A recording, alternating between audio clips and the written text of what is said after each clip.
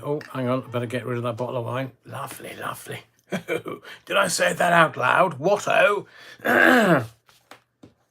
Welcome to the body of the Kirk. Welcome to all those utter wrong-uns that have had to come via confessional with their outstretched hands because you've had, well, what can I say, tough week. Welcome to the body of the Kirk.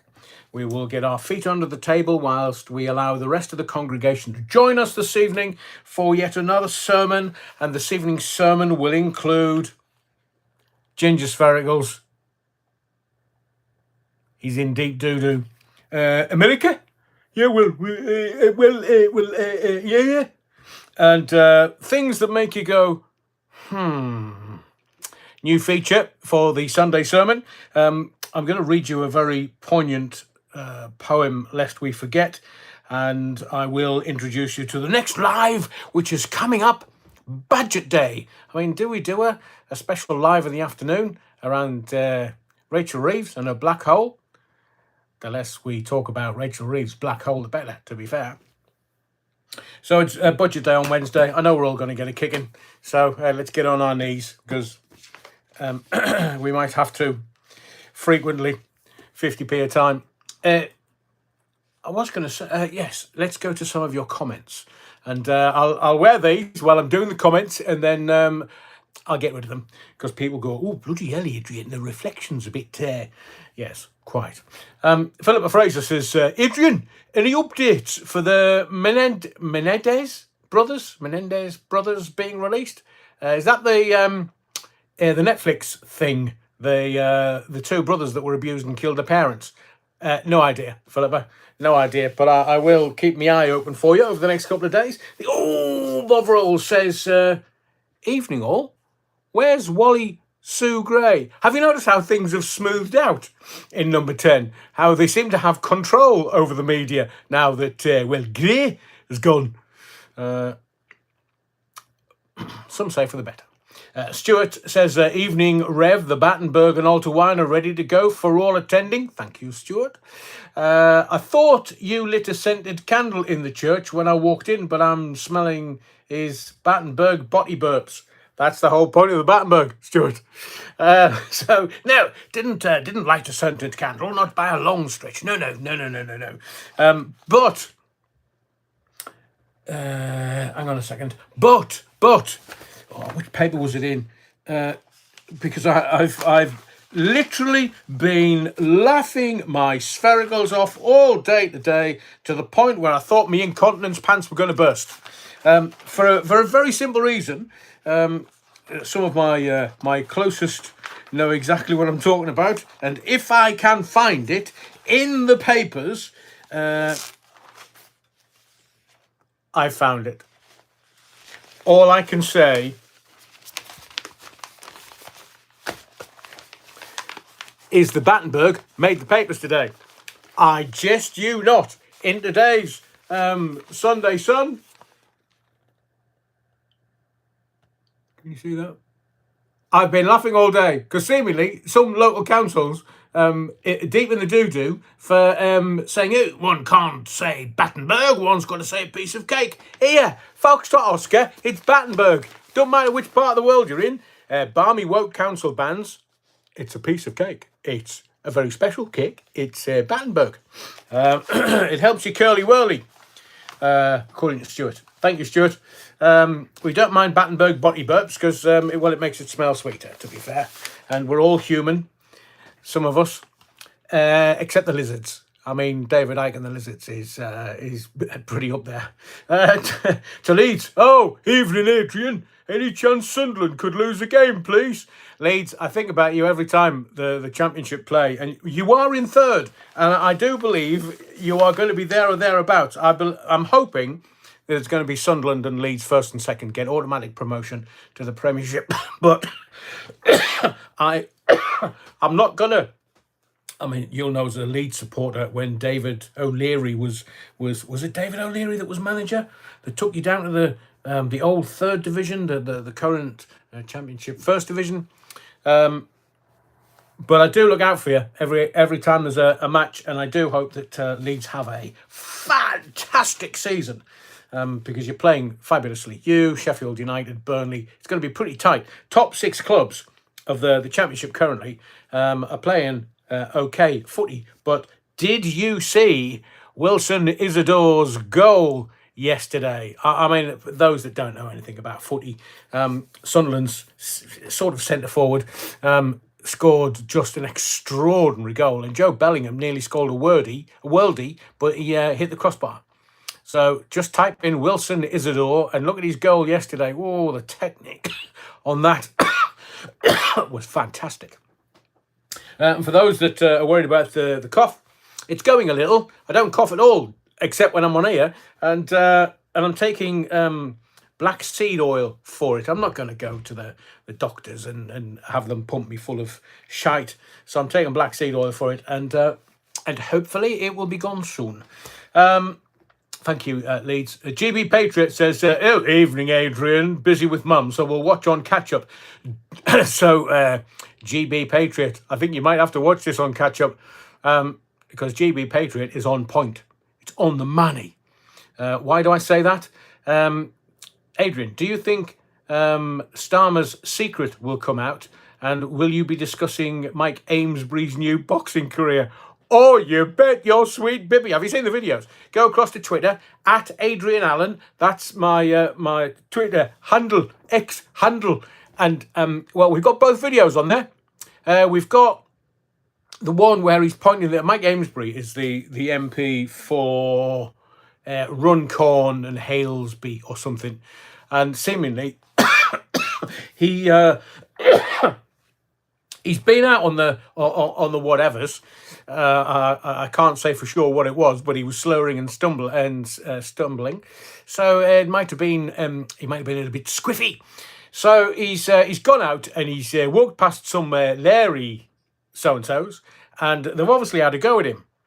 So he's just stopped and gone, you talking to me? You talking to me?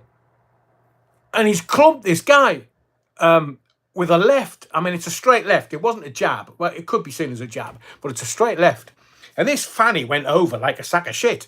Obviously not a boxer. Obviously got a bit of a glass chin. But Mike Amesbury, make him Prime Minister. In fact, make him President of this country. Well, the Labour Party have removed the whip and they've suspended him from the party. Mind you, he'll be fine. He'll be fine. If anything, he'll end up in the House of Lords by 2 Jags. Who and why is it that Labour Party members or MPs kind of, when they're slugging somebody, it's always the left that goes first. It's always the left.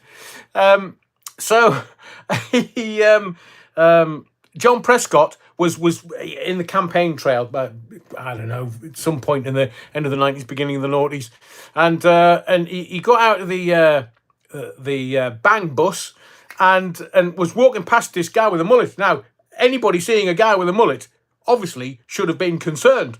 I mean, mullets, are they still a thing? And this guy chucked an egg at him. So 2 jabs, bang, nailed him one. And the guy, I mean, they can't take a punch, any of these people. Mike Amesbury, exactly the same. He's standing there opposite the guy. The guy's giving he's just gone bang. And the guy's gone down like a sack of shit. Honestly. Who do you think he is? Frank Bruno. That's not Mike Amesbury, before you start. So it's honestly, there's things been making me laugh all day. Battenberg's been in the press all day. You can't call things simple things like simple tasks like a piece of cake because it could confuse foreign employees. What? Don't they know about Battenberg? Don't they know what it's used for? Oh, bless them. I mean, it would make the office smell slightly better, but they're now being told you can't use the word Battenberg because the foreigners won't understand it. Do they know that Battenberg's foreign? Prats. So, GB Patriot, yes, we will be talking about Mike Amesbury. So what I'll do for you is, first thing in the morning or tonight, if I can, I'll put 2 jabs in a video, and I put Mike Amesbury's 2 videos, one where he's getting leery, and the other one where he just, boof, get on! And it was beautifully on the chin. to be fair to the boy, it was beautifully on the chin. And I think both, two jabs and Mike Amesbury's Adrian might have had a mullet. A mullet's still a thing. Anyway, GB Patriot, thank you that. And in the chat, who else knows about Starmer's secret love child to an ex-Labour MP and then promotes her to the House of Lords? I know, GB Patriot, I'm aware. I was going to talk about it tonight. Yeah, wrong. The Bovril suspected that Starmer was involved with the Labour MP at that time. I think he... blimey, Adrian, you nearly said that out loud. No. What can I say? Well... As the Romans used to say, women for procreation, men for recreation. I'm not going to elucidate any further. Neil Cunningham says, evening, Rollins. Oh, GB Patriot also adds, Starmer's missus kicked him out. That's why he was in Lord Ali's apartment for the GCSEs. I know, GB Patriot. Love it. But there is something else I'm going to talk about, which means that Starmer's pretty much gone. But look, I've been telling you for 18 months, Sir Keir Starmer, is he scaring you yet? So I'll add to that, Camel Toe Harris.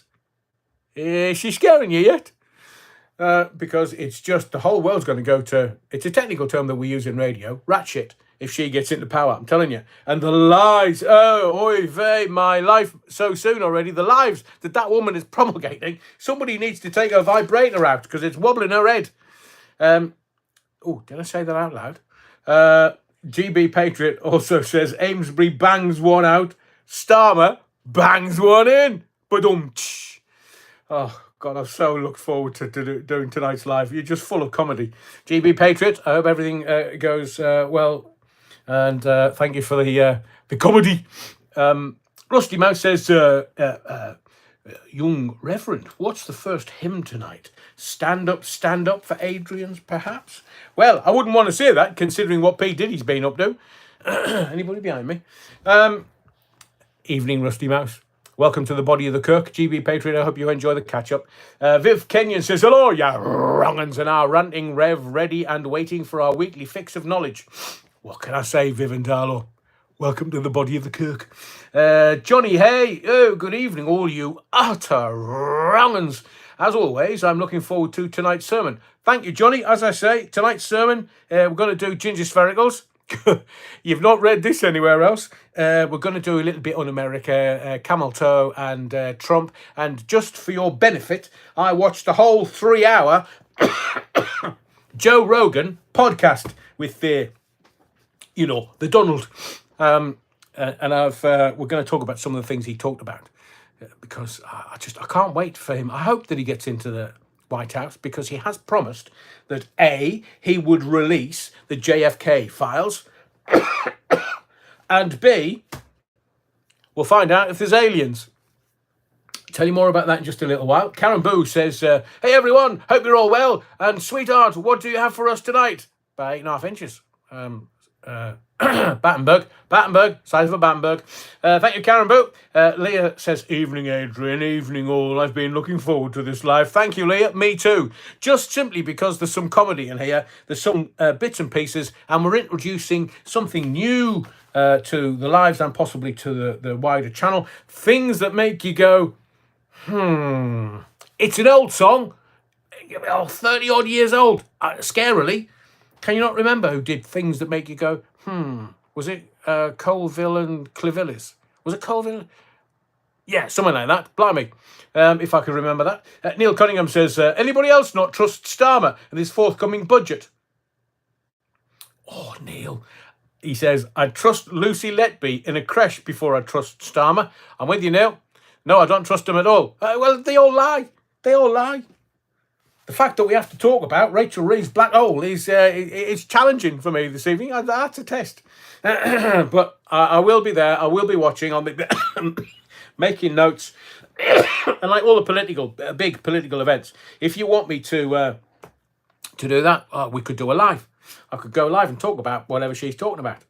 Because we did that for election night. And I really enjoyed that 3 hours. Was it 3 hours? So, Neil, thank you for that. I'm with you. I trust that man about as far as I could spit him. Mind you, if I was that close, I'd probably end up with icing on my face. That changed the gag tag there. Super Ted says, tough choice tonight, Adrian. You or F1? Looks like you've won, mate. Super Ted, thank you for that. Welcome to the body of the Kirk. Paulie Galtieri, evening, Adrian. You proper wrongin'. Yeah, you've heard the rumours, Paulie Galtieri. Alan says, don't distract the Reverend tonight with music. Yeah, utter wrong-uns. Yeah, don't. But I did enjoy Wednesday. It was one of those randomness. And is Amalia in the body of the Kirk tonight yet?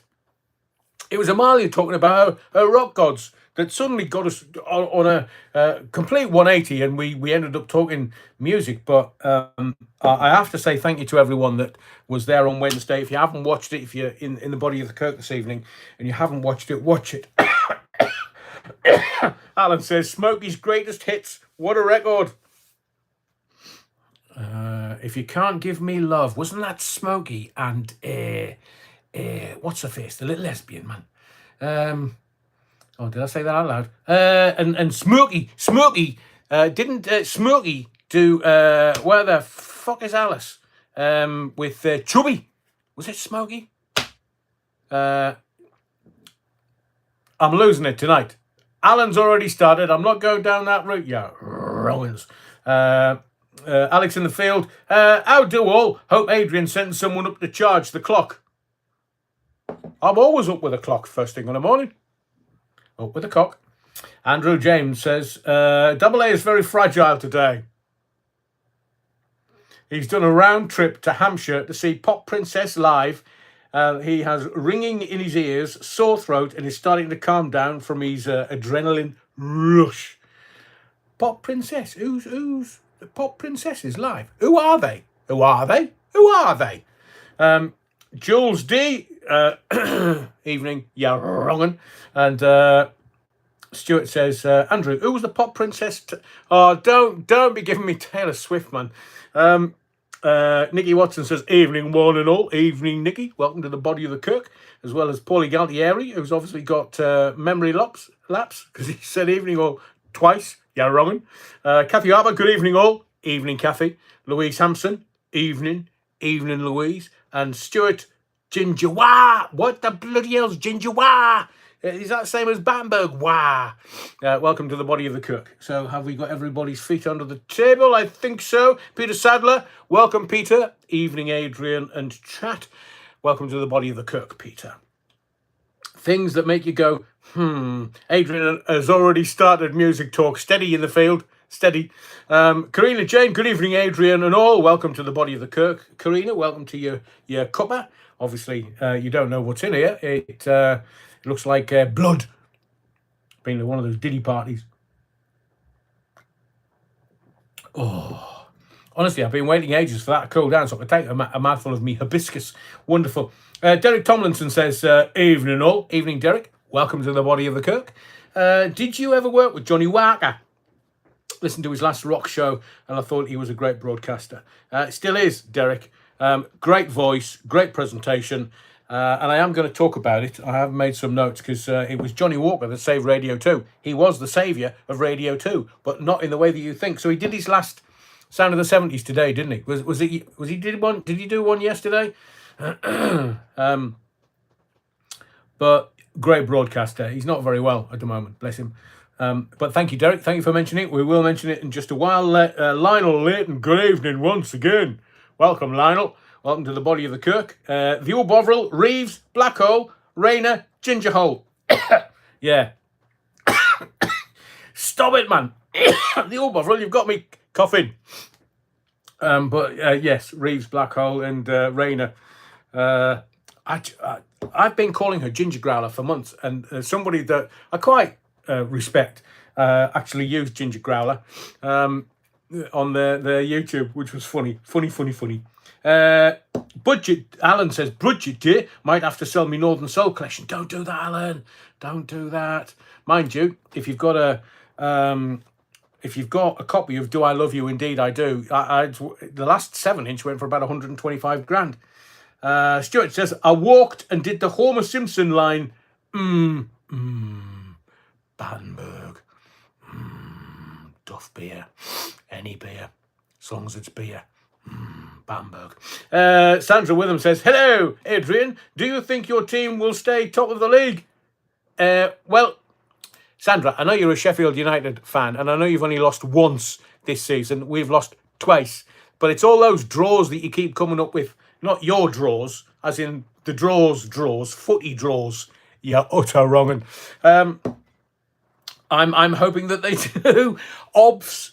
But Wilson Isidore's goal yesterday, if that had been in the Premiership, it would have been all over the back pages today as like a worldie. It was just over his shoulder, bang, knocks it in, one-touch footy. Wonderful, wonderful goal. But actually, I prefer watching the Championship because there's some Sheffield United, Leeds United, Sunderland, and their 150th anniversary is in 5 years' time, 2029. So let's see where we get to at Christmas, Sandra. We're not that far away, but I'm happy to talk about Sunderland's playing at the moment because they were playing they couldn't have been any worse last year. But I am looking forward to... Have we played down at your end? Not that that's a pseudonym. Euphemism. Sorry, Sandra. I've had too much hibiscus. But let's keep going. Top 6. Top 2 to automatically be promoted. I think it might be Sunderland and Leeds. Although Sheffield United have only lost once this season. Even Stephen says, good evening, Adrian. Evening all. Tracy the Celibate Sinner. Evening all. Sorry I'm late. Reverend Mother wanted her pipes polishing. Has to give them a good rubbing with Brasso. And a good blow. Because, if the pipes are not blown, then they could get clogged. I will say that Tracy the Celibate Sinner has turned the corner. I have to say this because Tower Block Tracy came in to confessional a couple of weeks ago and asked if I could lay my hands on her.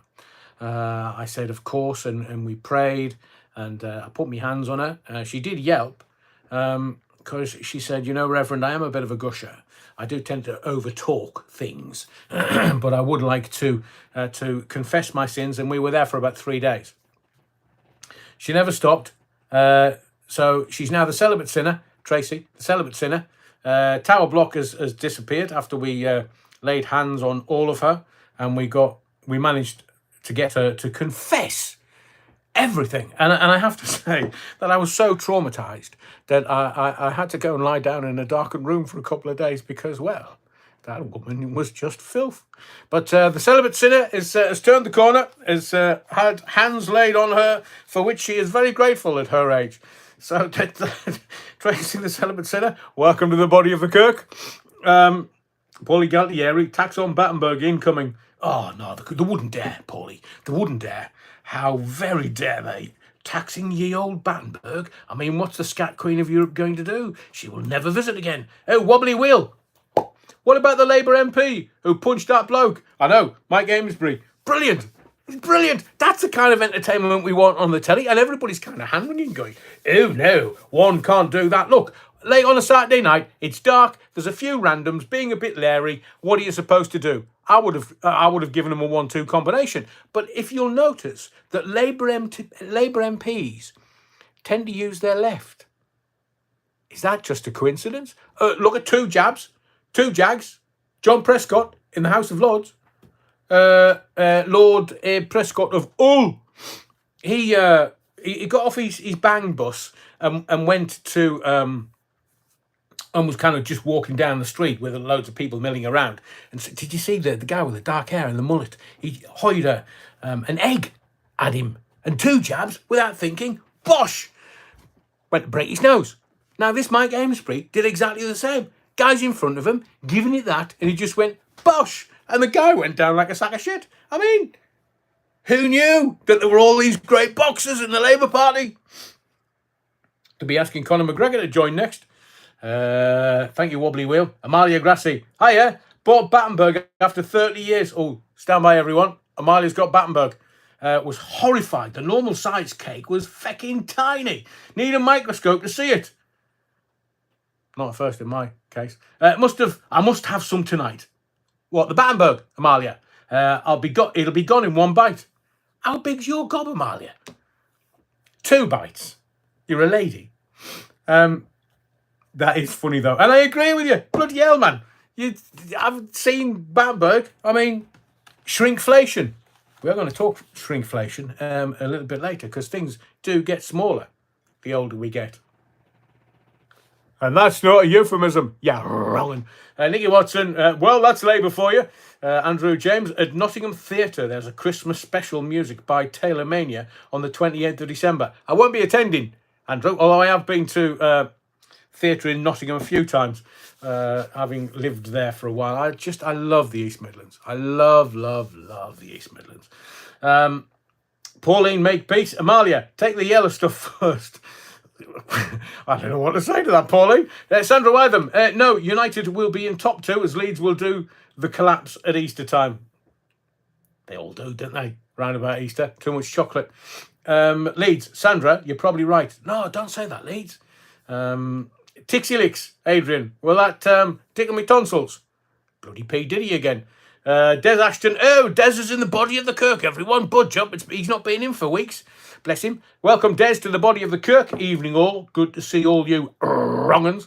Andy Turner, what is the wrong-un on about tonight? Everything, Andy. Everything.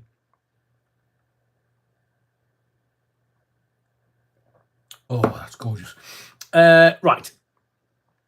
Hang on. Jules D, I was just about to ask about him. Oh, and Chris Mundy, any opinion on Tommy being locked up? Right, we'll tackle those two first, shall we? We'll go in about, I mentioned Budget Day, legendary Battenbergers. Thank you, Stuart. Always appreciate your support of the channel. Thank you. Mike Amesbury. Let's go with Slugger Amesbury. Labour MP. He's MP for Runcorn and Helsby. Well, I smacked this random. As I've said, in Frodsham. Party in Frodsham. That's the place to go. Saturday night. I mean, there's like 3 people and a dog. He's obviously staggered out of some pub somewhere. And somebody's got a bit tasty with him. Videos on X, at Adrian Allen, if you want to go and see it. There's the video where he's pointing his finger, shouting at the random, and somebody else who must be with the MP is begging the guy that's recording it, don't record it, don't record it, don't record it. And there's another woman going, oh, you're wronging. Obviously, I paraphrase. So the 2 videos, one of him pointing the finger going, oh, you won't abuse an MP again, will you? That's not the kind of abuse we're talking about, Mr. MP. No, I can't elucidate any further. But there's another one where it's just a little 20-odd second thing. And it shows you Amesbury twatting this boy with a left. As I say, I don't know how or why, but the Labour Party, we call them cuddy-handers in the northeast of England. Cuddy-handers, as in left-handed. But 2 jabs, chinned this boy who threw the egg at him with his left, and Amesbury has chinned this boy who just got a bit mouthy. Which is, hang on, who said that? Are the BBC blind? Tommy Robinson in London rally yesterday. We'll talk about that. Fairly major station number 1. Johnny Ray, Adrian, effing right, Starmer is scaring us. Do you think you'll still be our PM in 2025? No. He's definitely gone before May and the local elections. Absolutely, categorically, because him and his ugly fizzog, hang on, I'll get rid of these. Him and his ugly fizzog that you can't smile. Have you noticed he walks around going? It's like somebody's got their fist up his ass. You can make your own gags up. I can't on here because it'll take me off the channel. So he's gone. He's gone. Because I'll tell you this, Labour are only going to get 1 term because whoever comes after him,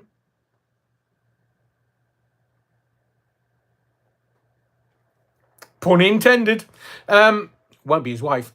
Oh, did I say that out loud? He's gone. He's gone. They've gone. They're only going to get 1 term, which is why Reform, Nigel Farage and the Reform MPs, they're trying to make the party a full flavour party, fully functioning flavour party, because Who's going to be the next government? Who's going to be the next opposition? If there is such a thing as politics, ever. Retro and his bikes. Retro, welcome to the body of the Kirk, sir. Hope you're well and safe. All right, let's get to the bottom because there's loads and loads and loads. I want to keep up with these. Paul from Newcastle. Hope it's King Kong fist. I understand some MPs like that. Terry Wookford, the other person didn't get tasty. The other person is simply chatting and even treats him with disdain, looking away and still talking. Depends what he said, Terry. But I'm sure you'll agree, as a man who knows his way around a boxing ring. I mean, let's face it, it's not the first time a Labour MP took a battering in the ring, is it? So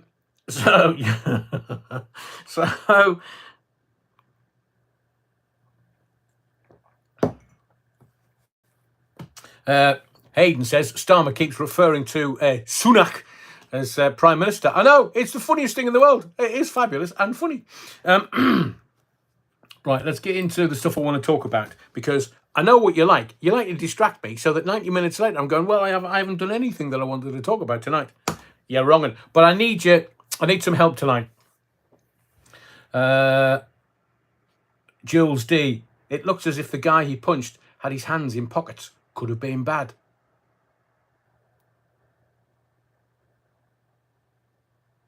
I just laughed. I mean, I'm from Sunderland, so, you know, that's a typical Saturday night. Terry Wookford, it doesn't depend what he said. The other guy's hands were down by his sides or in his pockets. Hurty words, no excuse for violence. So accordingly to his leader, he deserves... well, exactly. If they can jail people for memes and tweets, we've got an MP going to jail. Tice just finished Reform Party, has he? Tocker 69? Oh, by the way, Tocker 69, I've got to say thank you. You've given me another catchphrase, which thank you for your email, which I laughed and laughed and laughed. So I'm going to sign off all the lives and videos as yours wrongfully. Wonderful, Tocker 69. Loved it, loved it, loved it. The old Bovril, did Starmer take a battering in his ring? Ask Lord Ali.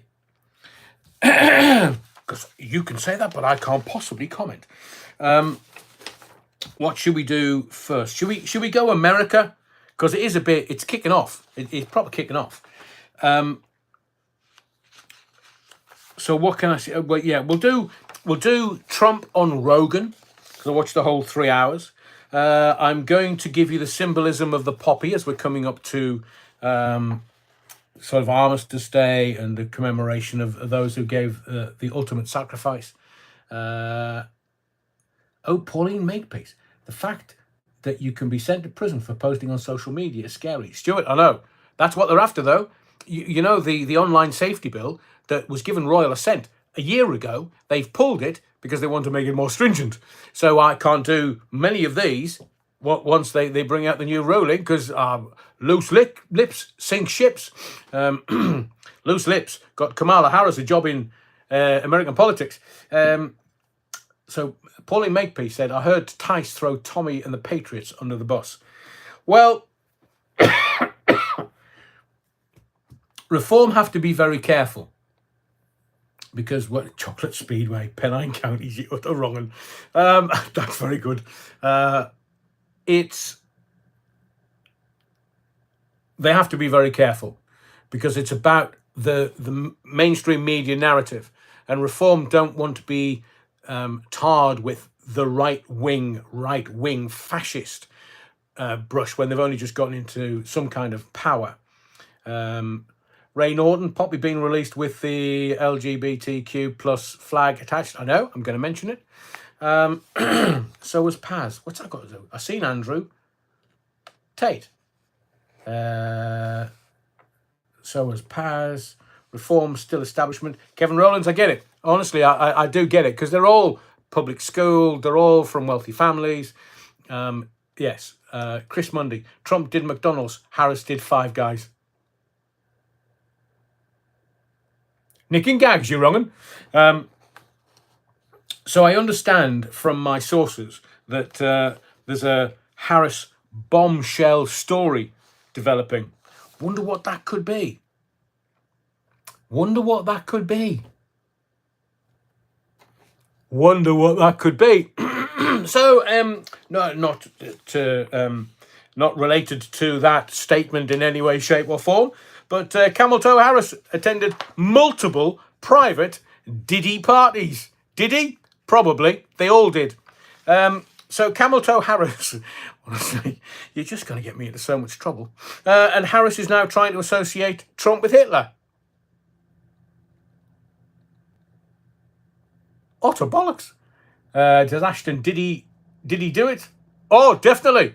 Looking forward to the civil suit by the RNC sitting UK Labour Party for election interference. Me too. But you know what MPs are like. They're always interfering with something. Preferably not kids. So you've got Camel Toe. Seemingly there is proof, video proof, that she attended multiple private Diddy parties. And now she's come out going, oh yeah, one of his generals has, one of his generals has said he's Hitler. He wants all of his generals to be like Hitler's generals. I mean, is that all they've got? That's all they've got. So, Camel Toe must be, I mean, she's just getting desperate if she's trying to link Trump with H. In her latest conference, she said that, and I quote, Trump would invoke Adolf Hitler, the man who was responsible for the death of 6 million Jews. It's almost as if the Americans don't know that. How could they not know that? It's one of the most horrendous crimes against humanity in humankind's history. And she's having to give them a history lesson and tell them who Adolf Hitler is? What? And Trump, and I quote again, certainly falls into the general definition of fascists. I mean, another IQ point, she'd be a lamppost, that woman. You know what this is, don't you? It's guppy fish. You thought you were going to say Kamala Harris, didn't you? No. Guppy fish. Now, look, I will be very straight with you and say that America and the Western world is finished if she gets into the presidency.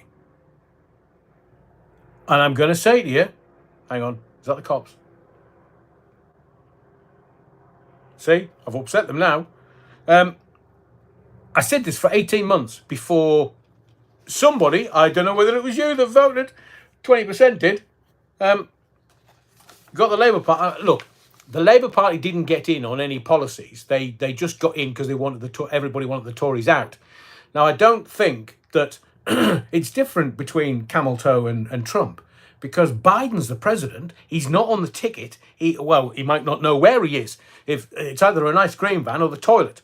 So he's just kind of, am I going to get an ice cream soon? But it's these two, and if that's the best that America's got. So I'm going to say this to you. Camel Toe Harris. Is she scaring you yet?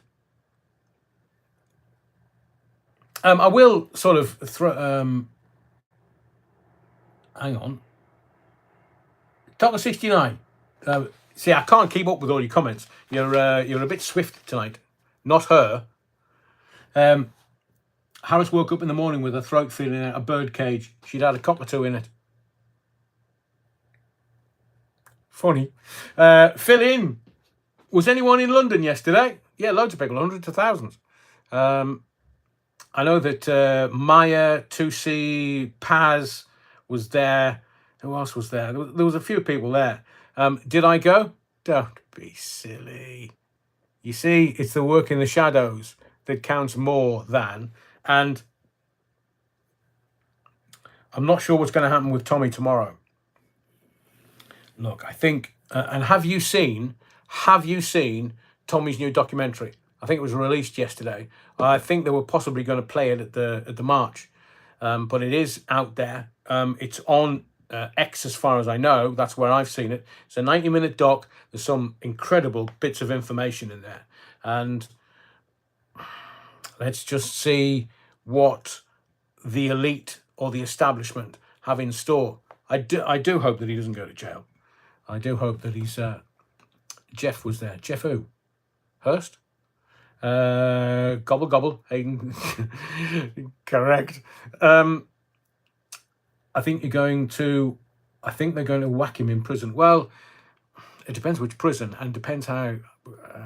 I don't want to tempt fate, but it's.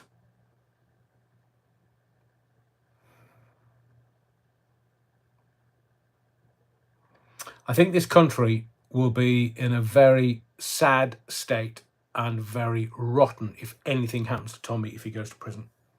I think that there will be unrest, civil unrest, because Alan says terrorism charges because he wouldn't give his phone PIN number. Pathetic. I agree with you. I agree with you. And he's not a trained journalist, but he may frame himself as a citizen journalist. And as he said, I've got stuff in there that journalists shouldn't really give their sources, supply their sources. Chris Mundy, he'll be killed in prison this time. I do hope not. I do hope not. I wish him well. I hope that he doesn't go to prison. I think that the establishment will see the error of their ways. Richard Tice just lost a lot of supporters with his crass comments about reform. Angelic Inspirations, thank you. It's a lot of things. There's a lot. I do believe that at this time of year, we're going from the light to the dark. The nights are coming in. Our clocks went back last night. And there's a lot of fractious people around, a lot of people that are worried about stuff. Quite rightly, because uncertainty is uncertainty. And we as the human form, we would rather have certainty than uncertainty, and routine. That's how we function best as human beings. Whether that be right or wrong is for debate.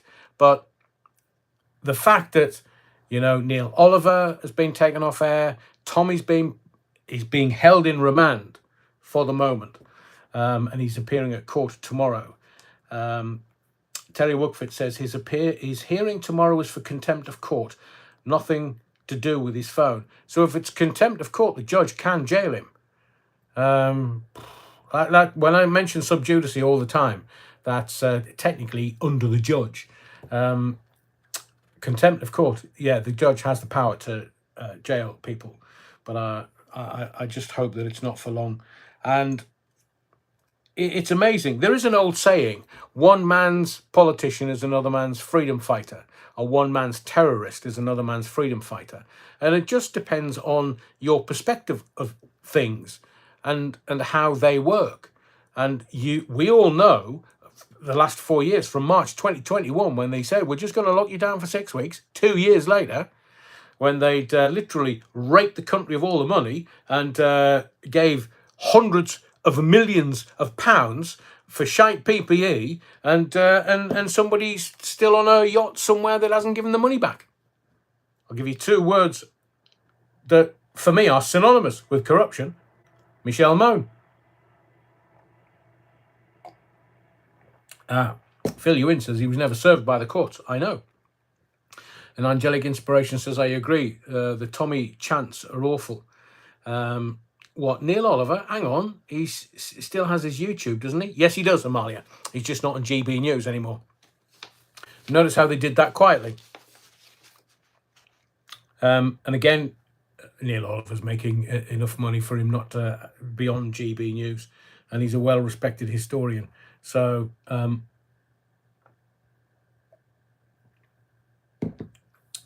Terry Wookford says, think Snowden was correct about everything. Indeed. Hayden says, Edward Snowden could have been right about a lot of things. Oh, I still think that they have great insight.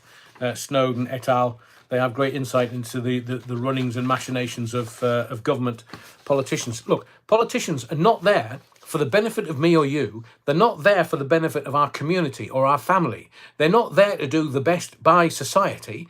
The first job of government is to protect its citizens, or, in the case of this country, subjects. So when you've got mainstream media idiots when they're all saying, oh, citizen, citizen, citizen, well, they can foxtrot Oscar. We're not citizens at all. We may have been citizens of Europe because they don't have royalty. We have a king at the top of the food chain in this country. We are therefore subjects of the crown. We are subjects of the king. We're not fecking citizens. We might be citizen journalists, but we are not citizens whilst we are in this sceptred isle. We are subjects of the crown. Now, what was I going to say? Oh, just as a little aside, for people of a certain age who will get this, but my favourite Tarzan, Ron Ely. Tarzan died just a day or two ago, aged 86. Now, I don't know whether you ever watched Tarzan, the TV thing, but Ron Ely, a handsome man, but he fought all crocodiles. He managed to save himself from swamps and what do they call that sand? Quicksand. He fought quicksand and everything. And Ron Ely, Johnny Weissmuller was the original, of course, because he was Olympic champion. So he went on to be Tarzan, got his nips out for the girls. But Ron Ely was a handsome, it's a technical term that we use in radio, was a handsome bastard and was still handsome in his dotage. But Ron Ely, sadly, anybody who watched Tarzan back in the day, I'm talking about the 60s, he's gone. He swung his last on his last vine, aged 86. Oh, and I have some interesting news. Rich says, Ron Ely, great guy. Bad Wolf Project says, Oliver left GB News via the back door. Not a first. Has a no compete clause in his contract, but he's making a packet of cash from his Patreon. He earned about £832,000 last year. Nice work if you can get it. Just a little aside to give you value, because a lot of people come to these, this live for value for stuff that I can give you. But are you aware that Bill Gates is to stand trial in the Netherlands in a Charlie 19 jibber jabber injury lawsuit? That's Bill Gates is to stand trial in the Netherlands in a Charlie 19 jibber jabber injury lawsuit. Couldn't happen to a nicer guy. So let's talk about the Donald, because what was the name of the little lad who played his sidekick? Oh man, Rich, honestly, it's like having one of those earworms now. It's going to do. It wasn't Mowgli. And the great Jeff Capes passed away. Paulie Galtieri, I know. Front page on the Mirror on Thursday, I think it was. Which is, was it Jai?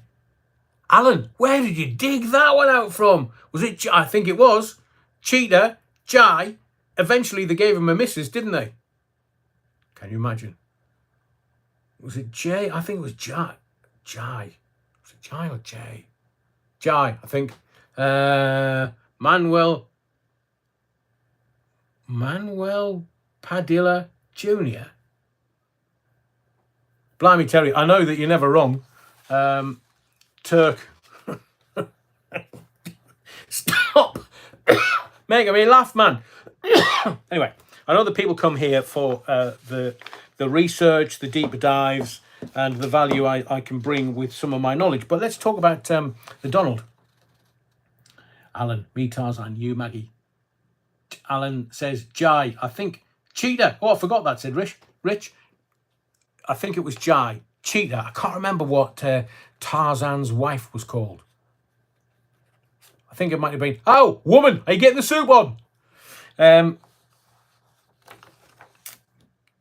saw somebody call a banana the other day a little tree dick, which I thought was... Was it Jane? My sister was creeped out when I showed her the video of Trump working at McDonald's. There's nothing wrong with him working in McDonald's. Can you imagine? The former president of the United States saying, do you want fries with that? Viv Kenyon, Jane. You're all taking the mickey now. I know it's Jane. I should have. Jane's whole name Fanny. Jai. Right, we've got it. We got it. Before you keep going, we've got it.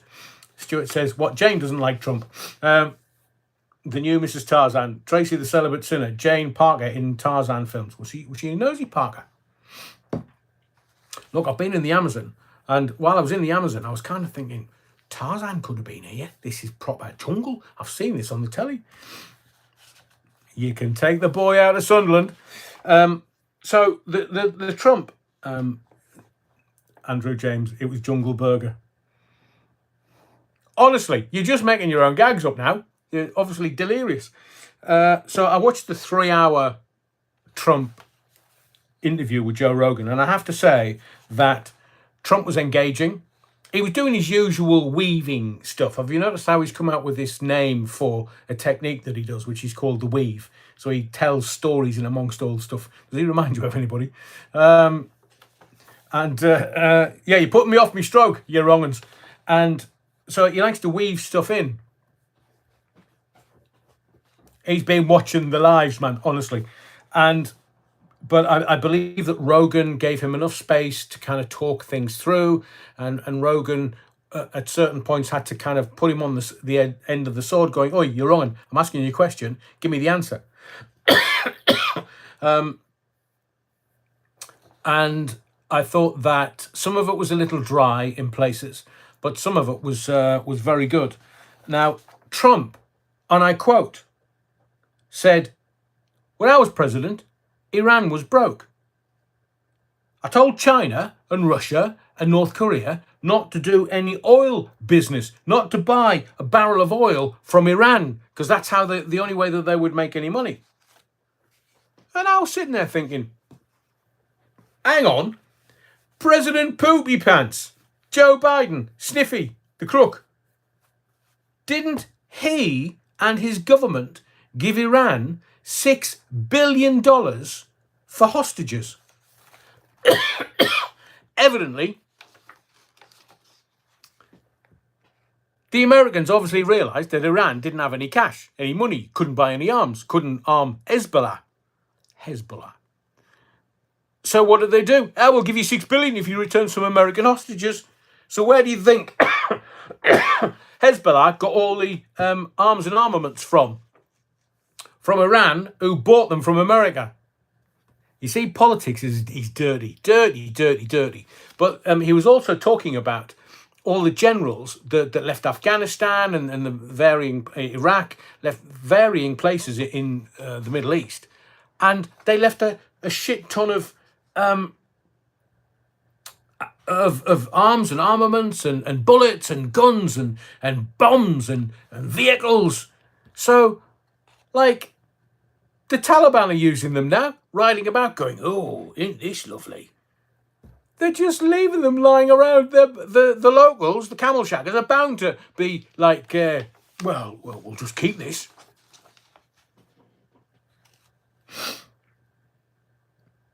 Trump said that Iran had no money for Hezbollah. None. They had no money while he was president. So which bright spark, that'll be President Pooty Panston, which bright spark decided to give them $6 billion? They wanted war.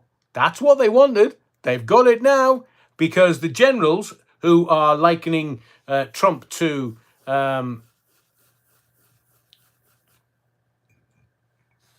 I'll just call him H. His name's offensive to some people, so I don't want to be offensive. I mean, I can be a sweary Mary, but, you know, bringing the name up is offensive to some people. So they're likening him to the head of they're likening Trump to the head of the Nazis. The generals are saying he wants his generals to be like the generals. Look, bloody Goebbels was, you know, that the kind of minister for propaganda worked out that if you accuse the people of the very thing that you're doing, people won't realise that you're doing it. So what's Camel Toe doing? She's pointing the finger at Trump and accusing him of the very thing she's going to do if she becomes president. They're going to turn the guns on the American people. The American people won't like it because they've got their own guns. Can you imagine civil war? I mean, it was bad enough when the king tried to tax them more. Look what happened. Alan said 6 billion wouldn't even plug Rachel Reeves' mouth or her black hole. Although, thinking about it, in the field, good point. Amalia said something. Confession through projection, it's called. Is that right, Terry? So, is that the technical term for it? I just think it's what evil people do. So, you've got Camel Toe on 60 Minutes, where they took a question and took an answer to a different part of the answer and made it not like the word salad and just Terry, man, stop it! You're making me laugh. I'm laughing my cap off inside, and I'm thinking, oh, I've got to keep control of this. As Terry says, Reeves doesn't have a black hole. It's a gamey black snatch. That is funny. And so they got to talk about that and saying that's the worst thing that's ever been done in the mainstream media. I agree. I mean, you've now got, and I don't know whether you're noticing this, so all of the people, the celebs that are coming out and endorsing Harris are all the celebs in the P. Diddy videos. Are you not aware of that? Hello, is that, yeah, we've got a video. Do you mind coming down and just endorsing Kamala? Now, there's Beyonce, because the Americans are not bright. So loads of Americans pitched up to this this latest rally, and Beyonce comes out, not out, just out, and then Camel Toe walks out afterwards, and they're all kind of. Hang on, I thought this was a Beyonce concert. She's only been out for 2 minutes, and she's walked off. Correct. So they all left, thinking it was a free Beyonce concert. And the rumours that I've heard was that Beyonce was paid $10 million. They wouldn't have had to pay that if they just said, hello, Beyonce, yeah, babe. We seem to have acquired all of these videos that you're in. Yes. You wouldn't mind just popping down, private jet, we can sort it, and endorse Camel Toe, please. Yeah, I'll be there in 3 minutes.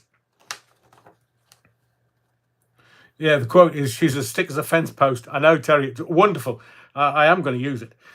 Terry says, if you want to see a real celebrity endorsement for Harris, look for what Mel Gibson had to say about that. I know, he's not a favourite. Oh, sorry, she's not his favourite. So Trump started to then talk about what the cops are having to do and deal with, because they kind of talked about gun crime, and there's been videos of cops getting shot by randoms when they're turning up to emergency calls.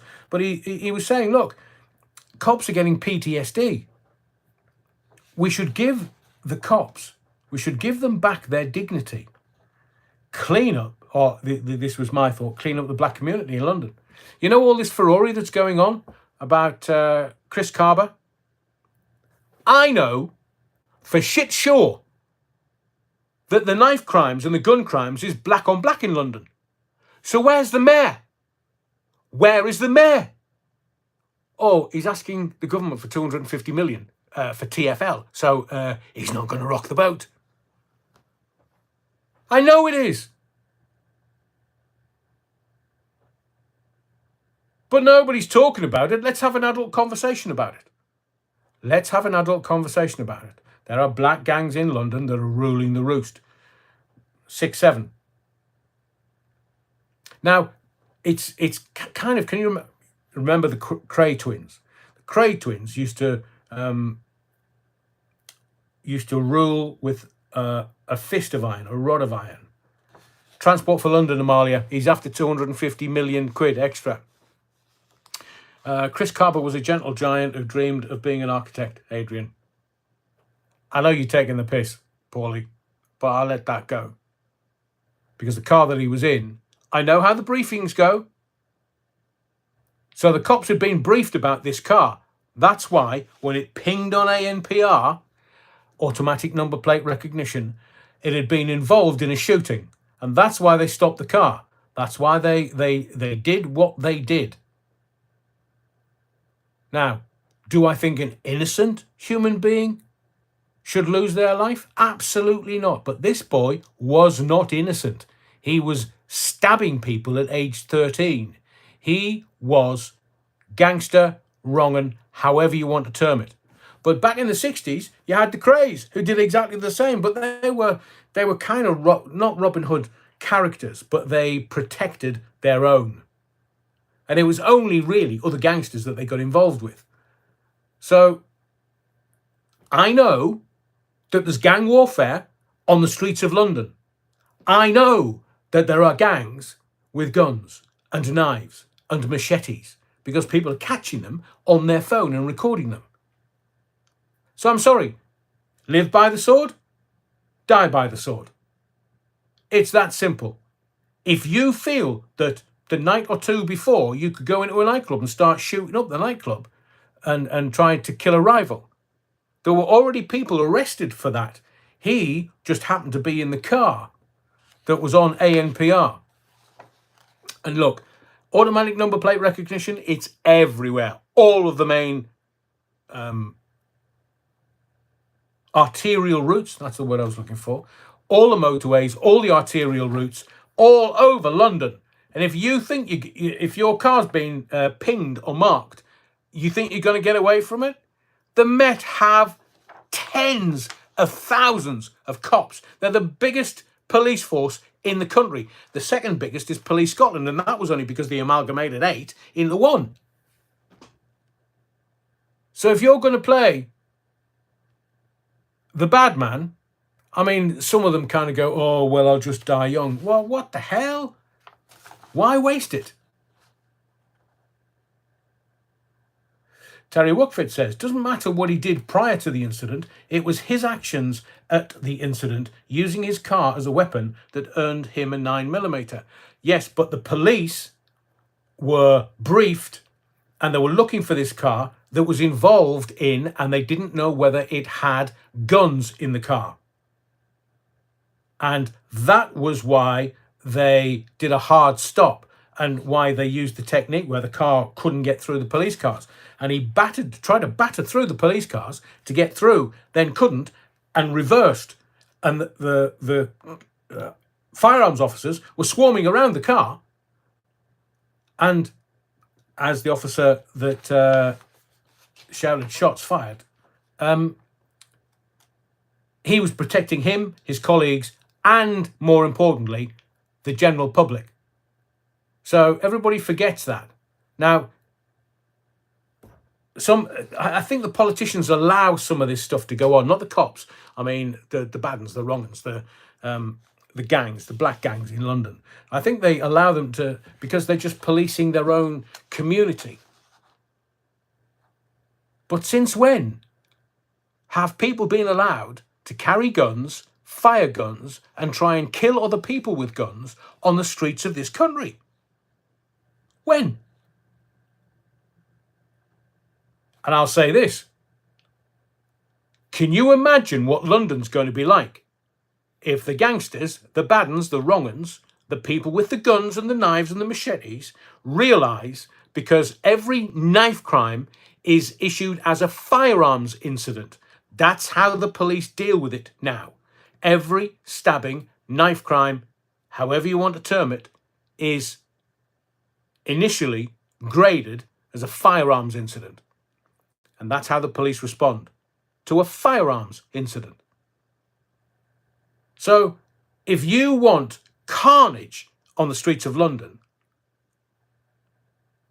just don't support the cops. There's Yvette Cooper. Yvette Cooper comes out and goes, right, well, we've got to do something, because if the armed response officers put their guns down and go, no thank you, I'm handing me ticket in, you can get the army on the streets of this country and deal with them. Because the army won't think twice. The army, they'll do it for a jolly.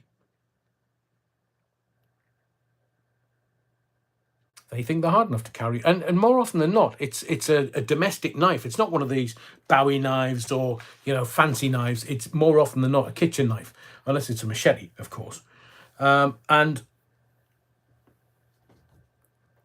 if the cops are not looked after, because if you think about it, they are family people, they have kids and families, and they go to work not to be injured, hurt, or shot, or maimed, or even worse, killed. We have yet to see whether the firearms officers, the ARVs, armed response vehicles and units, hand their tickets in if they're not looked after. Can you imagine the chaos and the carnage and the civil unrest, especially on the streets of London? And what will Mayor Carnage do? Oh, no, just leave them alone. It's racist. No, mate. People want to feel safe while they're walking around our nation's capital. So they talked about, Trump and Rogan talked about that. But I will say, there was a former cop in Middlesbrough, and he was lauded at the time by the locals. A guy called Ray Mallon. He was loved by the police of Middlesbrough. Why? Because he turned round and said, zero tolerance. It was used in the 80s, it was used in the 90s, and everybody felt safe. It was zero tolerance. It might have gone too far the other way. You drop a bit of litter, you get 6 months. I jest, of course. But zero tolerance. Why can't we have that in London? Because for some reason, a bit like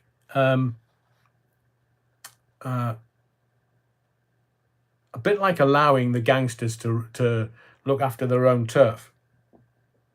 I will guarantee you that the gang wars are about recreational gear. I will guarantee you. It's all about the money. Always has been, always will be. And the youngsters, they're getting into recreational gear and selling it, or owning turf and territory to be able to do that. They're doing that because it's big money. Not like the old school boys who, would have done other bits and pieces. Mallon, didn't he become mayor of Middlesbrough after getting the push from the plot? Yes. But Ray Mallon was zero tolerance. And the crime rate went through the floor in Middlesbrough. Through the floor. And people felt safe. So why can't we have that in London? It's got one of the worst crime rates. I mean, it is, they're talking knife crime. But as I say, the police initially graded it as a firearms incident. There are firearms incidents, multiple, every day in the capital of London. Our nation's capital. What does that say to the rest of the world? It's insane. Trump also said something very interesting. He said that when he gets into the presidency, the first thing that he's going to do is he's going to mandate electric vehicles. He's going to mandate EVs.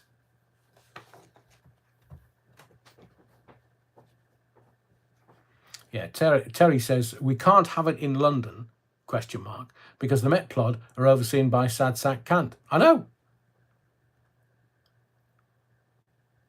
Well, Nicholas says Mallon was not to be trusted. The people loved him, though. Nicholas, the people loved him. Marley Agrassi, Birmingham is a close second. I know. Black on black. So Trump's he's going to terminate the EV mandate. He wants electric vehicles gone. And he said that this mandate, where you can't buy an internal combustion engine after 2035, he's going to scrap that. Why on earth are they saying they're going to mandate you're not going to be able to buy an internal combustion engine vehicle after 2035? It's only 10 years away. But as I've said to you before, they're destroying everything. Everything that we hold sacred. They're destroying everything and allowing in 15,000 rapists, hundreds of thousands of bad people coming into America, as they said. Man, we're not far away in this country. 70% of American males are now ineligible for the military due to ill health. That stat is breathtaking. And they came out with that on this podcast. 70% of American males are ineligible for the military due to ill health. What the bloody hell is America doing to its sons and daughters? Trump also said with incredulity that polio is emerging in the Gaza Strip. Now, I thought we'd gotten rid of it, eradicated it, because polio was a thing. But from, is it not a sugar lump that we got as a polio jab? I can't remember from when I was a kid, but polio, gone in this country. It was eradicated completely. Retro on his bike says the UK is no way ready for the 2030 petrol engine cut-off. I agree with you, Retro. I think they've stopped it. I think Rich Boy said we're not going to be able to meet it, so we're not going to be able to do that. But it's 2035 in America. So they've got 10 years in America to get rid of the combustion engine. Oh, that's never going to happen. He said that, this is Trump, of course, he was talking about the weave. It's important to get things to TB, yes. Newty Brown says, as Mr. Ike has said, problem, reaction, solution. We will be giving skates or bikes if we like it or not. Polio in London has immigration to blame for its return. Paulie Galtieri says, as well as TB. TB's been brought into this country and it was virtually eradicated. How does that work then? So, Trump said that, was it last weekend? Now, Sundar Pichai? He's head of Google, Alphabet, the parent company of Google and YouTube. He rang Donald Trump and said, "You are the biggest thing. We've never seen any numbers like this." Now, Trump tends to big himself up and say he's the best thing since sliced bread. So whether that's true or not, I'm sure he made the phone call. I'm not sure what he said because there's only two people on the phone call and two people would know. Trump did say that he was going to open the JFK files on entering office. First day, he said there are still some people alive that it would affect. So I don't want to, blimey, Terry.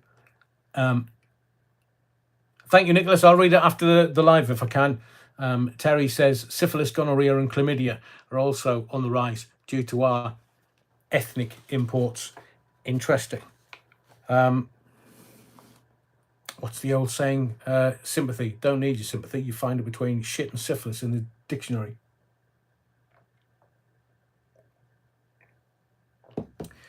Tracy the Celibate Sinner. 15 car brands have delayed their switch to all electric vehicles. Aston Martin, Audi, Ford, General Motors, Mercedes-Benz, Toyota and Volvo, to name a few. I know, and as we've discussed on these lives, the insurance companies won't touch an electric vehicle. Why? Because if the battery goes, to replace it costs as much as the car. Now, if you're talking Porsches and Audis and Aston Martins, then that's a lot of money. Insurance companies won't insure them. So Trump has said he's not going to open the JFK files whilst some people are still living and were involved. Hang on a second. We were told it was a lone gunman from the book depository, remember? And then it was some local nightclub owner that killed him. I'm just a patsy, he said. So who was it that involved? I know that the Bush father was head of the CIA at the time. Was he involved? He's dead. And he also, Trump also talked about aliens and World War III. He said he would stop World War III the day that he gets into office because he's the king of the deal.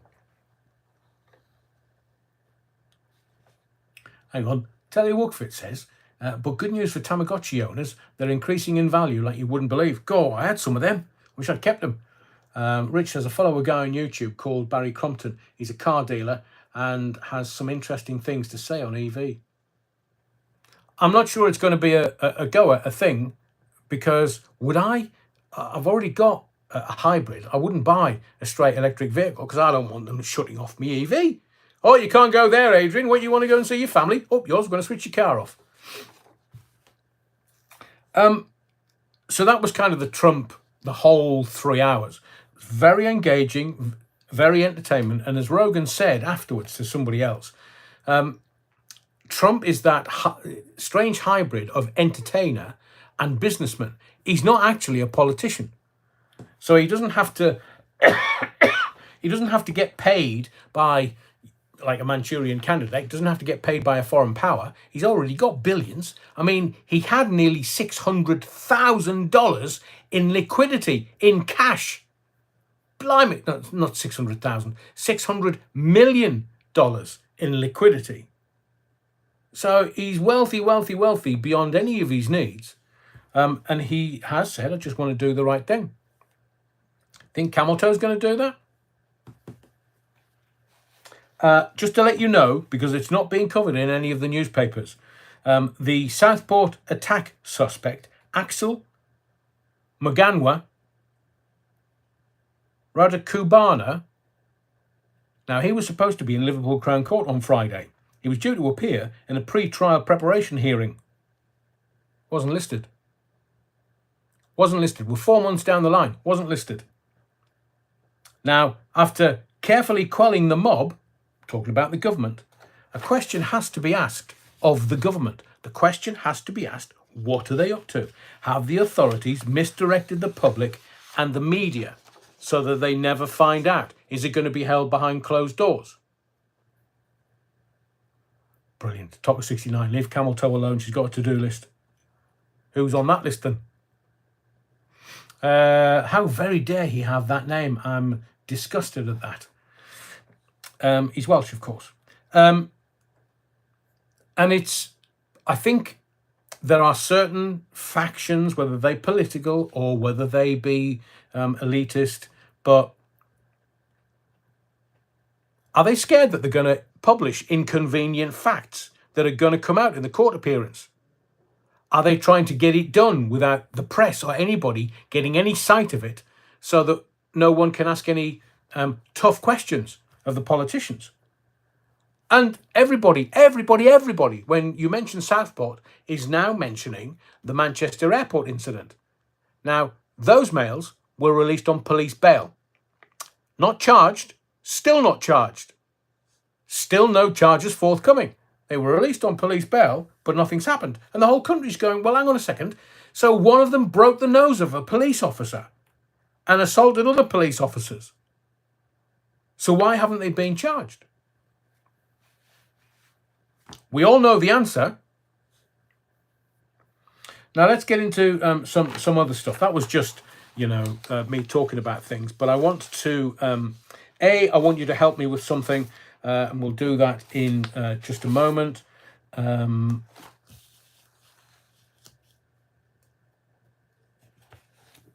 want to do this for you, because I do every now and again. We'll do some sort of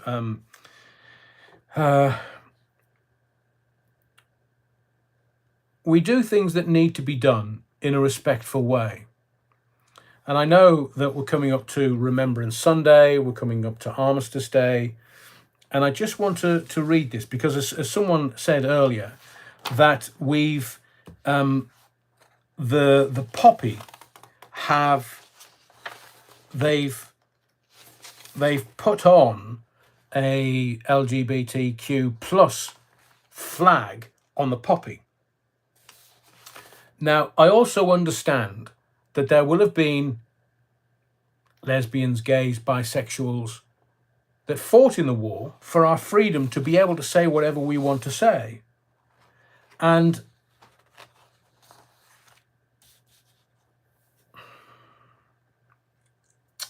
not to politicize this, but the reason I'm saying this is because the poppy represents everyone. Everyone.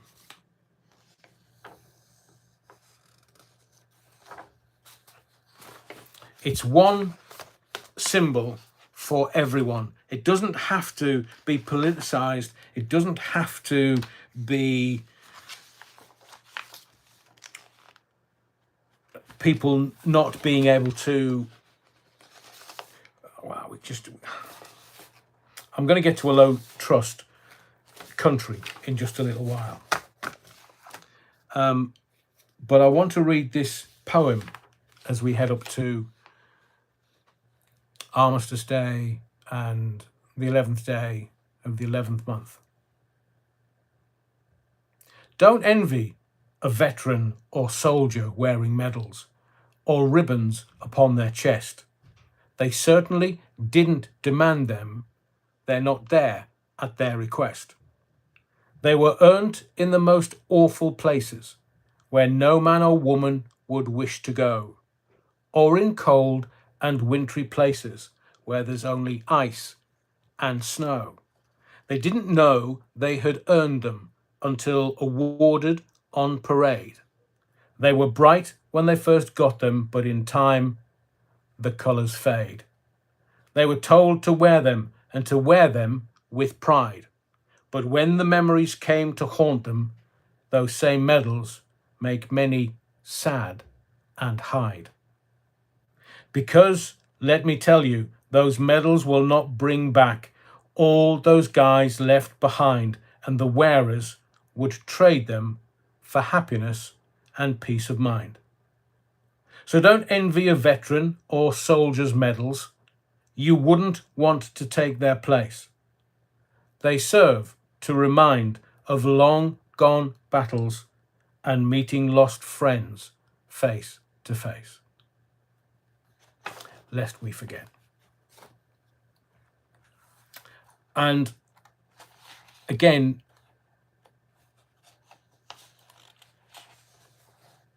the reason why I'm telling you this now is because we're all aware of the poppy. We're all aware of the symbolism of the poppy and the reasons why the poppy is there and used. But are you aware that you should always wear your poppy on your right side? The red in the poppy represents the blood of all those who gave their lives. The black represents the mourning of all those who didn't have their loved ones return. And the green leaf represents the grass and the crops growing and future prosperity after the World War destroyed so much. But the little bit that I didn't know, the leaf should always be positioned at 11 o'clock to represent the 11th hour of the 11th day of the 11th month, the time World War I formally ended. So now you know.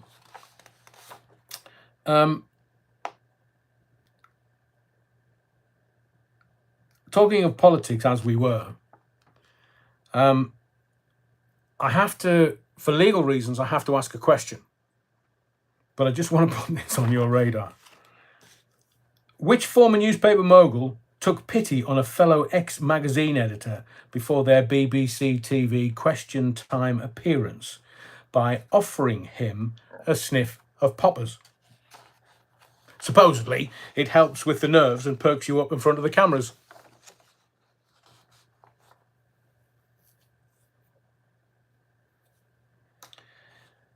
I don't know whether you realised, interesting, Johnny, 11th of the 11th hour, 11th day, 11th month, 33. Number of vertebrae, years of the Christ's life. I wonder. Des Ashton, in Flanders fields the poppies grow row on row. And Stuart says, my nan and cousin were born on the 11th of the 11th of the 11th. Wow.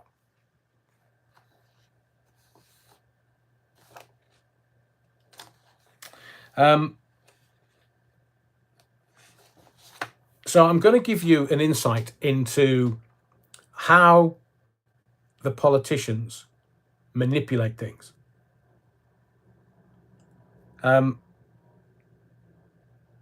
So Labour's been caught out lying, in effect. Because remember they were saying, oh, well, what we're going to do is we're going to ban smoking in pub gardens. And everybody's like, well, hang on a second.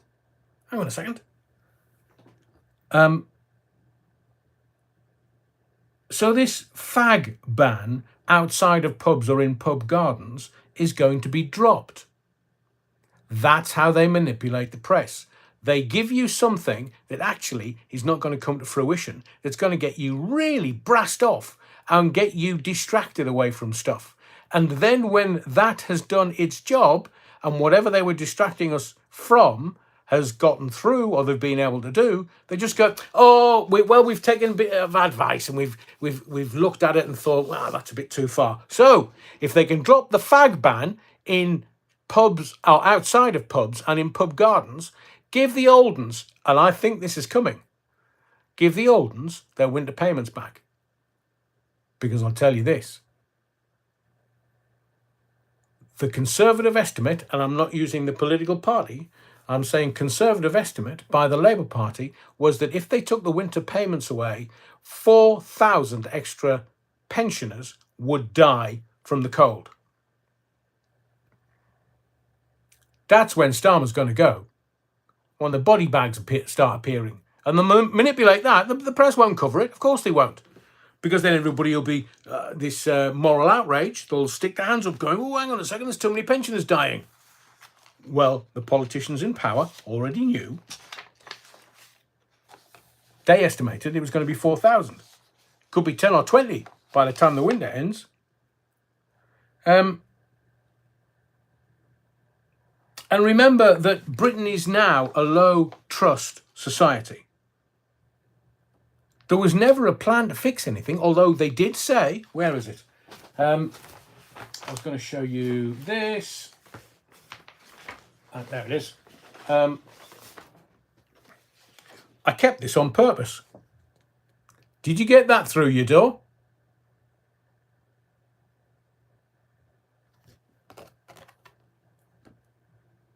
Did you get him through the door?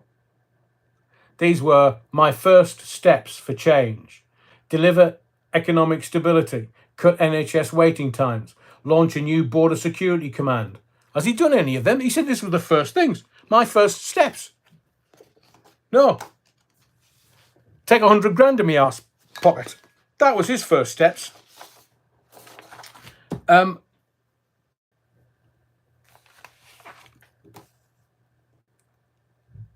So I'm going to keep an eye on this and see if he actually comes up with it. And I do believe that, if they talk about mandate, it was in our mandate. Well, a mandate should be a legally binding document.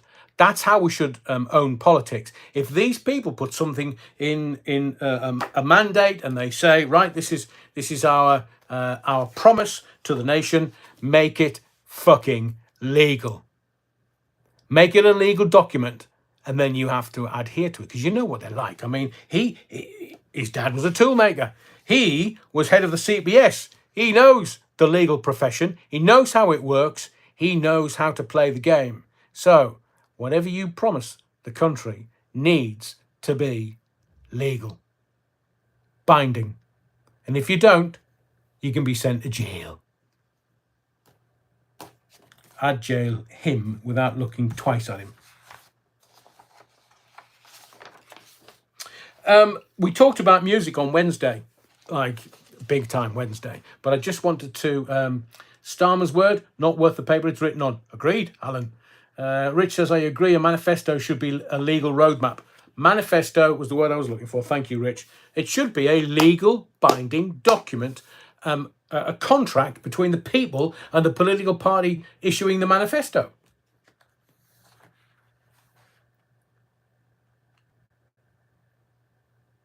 Right, not too far away. Adrian, how you doing, mate? Do you still live in Sunderland? That's where I'm from originally, but not too far away, Mark. In the field, with a time frame, not open-ended. Yeah, agreed. So they can't kind of just cram everything in the last 3 months of a 5-year time in office. So I was going to tell you a little bit about music. Because my tastes are very eclectic, and I know Amalia's a bit of a rock chick, but a lot of the... Oh, Alan, interesting point. They argue manifestos can change, like the Tories did, due to wars and Charlie 19. Yes, but it doesn't matter with whatever is in their manifesto, they have to complete within 5 years. Doesn't matter whether there's wars in place or anything. They have to complete their manifesto. It's a legally binding contract between the people and a political party. It has to be. It has to be. Otherwise, they're just going to, as they have done, they say one thing to get into power. Now they're in power, they're just saying another. That's why Starmer's going to go. Once the body bags start appearing over winter, he's gone. He's gone. Did you know that The Cure, you know, that kind of goth rock band, The Cure have got a new album out. It comes out this coming Friday, I think. It's called Songs from a Lost World. Now, I know that Robert Smith was in Susie and the Banshees, which back in the day was one of my favourites, Hong Kong Garden. What a tune. But they have a new single called A Fragile Thing. You can get it on all the streaming services. It is modern Cure, different depth of production, I think. I listened to it and I thought, is this the kind of Cure that I like? Now, Robert Smith's 65. 65, some of your vim and vigour is going to have gone in your 60s, not like you were in your teenage years and your 20s. And the last album from The Cure was 16 years ago. But it had a whimsy to it, the Cure songs. My top 3 favourite Cure songs would be Friday I'm in Love, and then Love Cats, and then The Walk. There was In Between Days, Let's Go to Bed, Boys Don't Cry, Lullaby. They had some fantastic songs. But it's The Cure with Robert Smith, aged 65. Mark Bryden. Adrian, as you like rock music, what is your top 5 rock bands? Ooh. A Forest was the first one, Rich. I agree. It was you heard it and you think, oh, what's this? And then because I used to buy Melody Maker Sounds, NME, all the musical press every week. I agree with Alan. Led Zepp's a great band, but this is a new album from a band I didn't think I would see make any new music ever again, and tour for that matter. I mean, can you imagine if they just toured and did some kind of new songs, but all of their canon of their massive hits? That would be some concert to go to. I just wanted to throw that in simply because we did the music thing on Wednesday evening. Back in, well, more than a few months ago, I told you that Tony Blair was not to be trusted. I kind of get that you know that. Did you know that the Tony Blair Institute lost £2.2 million in the last financial year? Lost. What the bloody hell was he spending it on? More massages from Carol Kaplan? And I did say to you at the time when I was talking about Tony Blair, or Anthony Charles Linton Blair. So Labour's Wes Streeting's come out this week. Not out, just out. And he's saying, oh, I want NHS passports for all. And I thought, hang on a second. I've got an NHS number. What do I need an identifier for? Because they're going to turn around and say, oh, this country's awash with human beings. We need everybody to help the NHS and to build a better NHS for the future. We need to have everybody have an individual digital identifier. Didn't I tell you that this was on the cards months ago? An individual digital identifier. And how are they going to get it past you? It's like ID cards. How are they going to get it past you? We've all got, pretty much all got driver's licenses and passports. So why would we need any digital ID? And why would we need an individual digital identifier for the NHS? We've all got an NHS number. Why do we need anything else? Well, you think that somebody's going to turn up with my number going, I need a heart transplant? But Wes Streeting wants NHS passports for all. In other words, they want an individual digital identifier that I told you about months ago. And when you realise that the two most profitable businesses are war and illness, it's easy to understand what's going on. It's about Yeah, I agree, Terry. Well, we already have NHS numbers assigned at birth. We could even give the dingy people, like illegals, numbers. Yeah, we could. Doesn't our NI number identify us? It does. Retro. So does your passport, and so does your driver's license. There's any number of digital identifiers that identify us. But this is not about having a digital identifier. This is about somebody making money because they're cash cows. You have police, you have organizations like the emergency services, whether it be fire, police, or ambulance, they're all cash cows. And this digital identifier, remember, Sunak told the Chinese to Foxtrot Oscar, no, you're not running your digital system in this country because they've already got it in China. No wonder they're all leaving China and want to be over here. Or are they just spying? You think I'm being facetious? Chinese social credit system incoming, facial recognition vans in town is already here. I agree in the field. But you know that these facial recognition vans, you know what they can't recognize? Somebody with a beard. Now, I'm sorry, it might mean that the girls don't have their electrolysis, but which communities all have beards? And which ones don't? Because the facial recognition doesn't work with beards. Who said that? Blair squirreled away money to the 4 kids in plain sight. Of course, you can make more money from a company that's running at a loss than you can do it as a company that's running at a profit.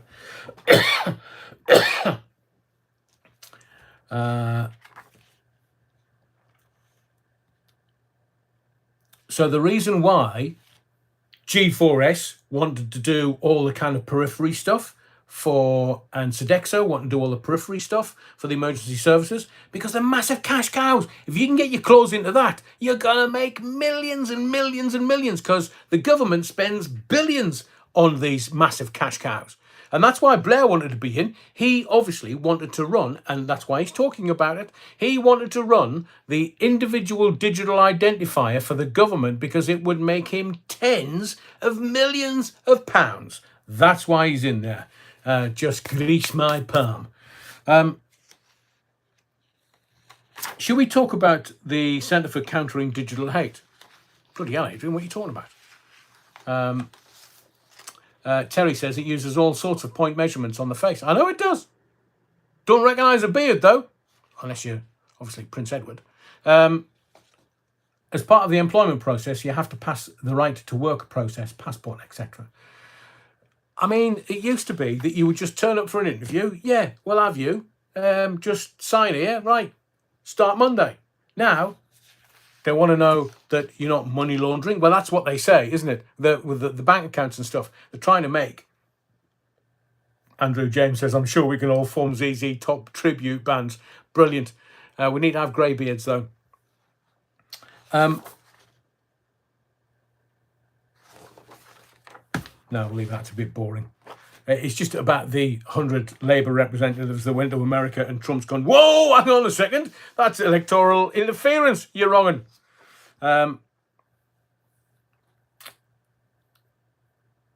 We're getting to this argument, and I know that it's a distraction, about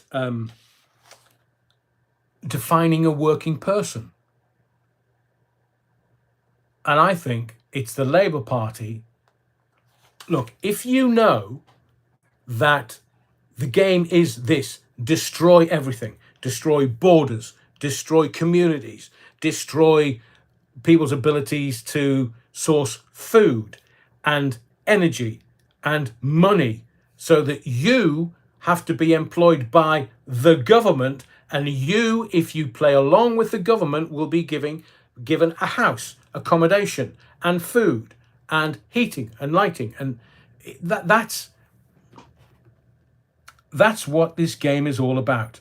Destroy everything, and you will only be allowed anything if the government says so. That's why they need the digital identifier. That's why they want you to do as you're told. That's why they're destroying everything. So you can guarantee that We have shrinkflation coming up to Christmas. You're barely going to get 3 chocolates in a box of chocolates for your Christmas Day and Boxing Day. Yeah, Stuart, it's basically you're going to have to do what you're told.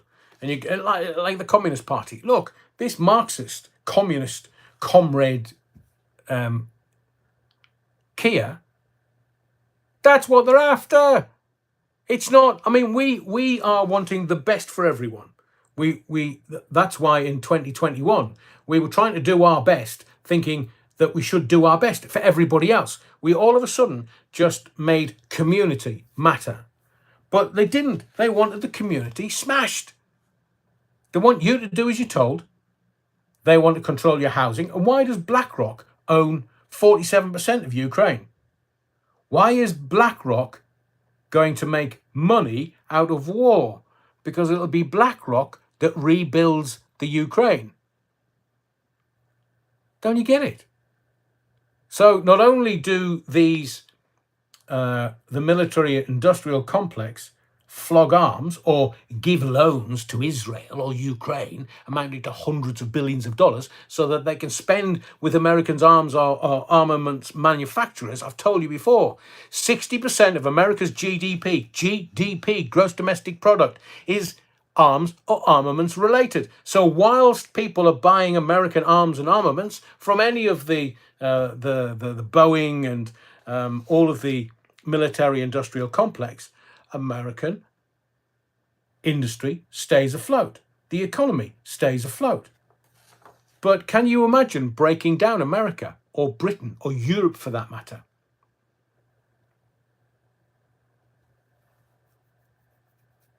So let's talk about Sir Keir Starmer, because I want to get to ginger sphericals, because I know you're not aware of this. But anyway, Sir Keir Starmer. Have you noticed all of the reporting has stopped and, gone a bit Q? Well, since Sue Gray left, actually. It's all just, yeah, don't look at that, look at this. Don't look at that, look at this. Don't look at that, look at this. It's everything that he does, every single day. Don't look at that, look at this. I'm with the Commonwealth today. Oh, what do you mean yesterday? No. I'm with the Commonwealth today. I'm with Charlie. I'm with King Charles. Now, Isabel Oakeshott and Nick Buckley allowed this statement, and it's on YouTube. It's the GCSE story. Seemingly, according to these two, Sir Keir Starmer was kicked out of the marital home, stayed with Lord Ali. Why is that then? Because it seems to be an open secret in Westminster that Starmer's fathered a child out of wedlock. They say that the press have a name, they have a birth certificate, but they're not allowed to release it. They're not going to release it now when it can be swept under the carpet. They're holding on to it when he gets into trouble, and then they'll bang him with that and he's gone. Because I told you before the general election, Starmer was being used to get the Labour Party into power, and then once they were in power, they're going to get rid of him.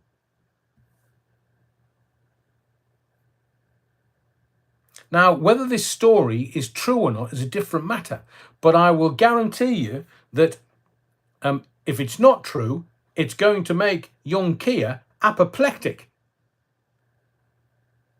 And he will make this online safety bill watertight. Will do, Terry. Thank you. So you can almost guarantee they're going to tighten the online safety bill. It was given royal assent. They've withdrawn it and gone, right, we'll just amend it a little. And that'll mean channels like this and others that may say truths, inconvenient truths. Well, who knows what's going to happen? So seemingly the female's been named. A Labour MP or someone in the House of Lords. I'm not going to name any names at all. But if he has lied about this, that is in the public interest.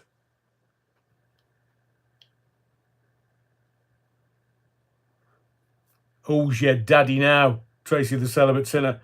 His dad was a toolmaker. The question is, how many times has Keir's tool made a baby? 2, 3 or 4? Who's your daddy now then? It's an open secret in Westminster. All the MPs will know. Everybody.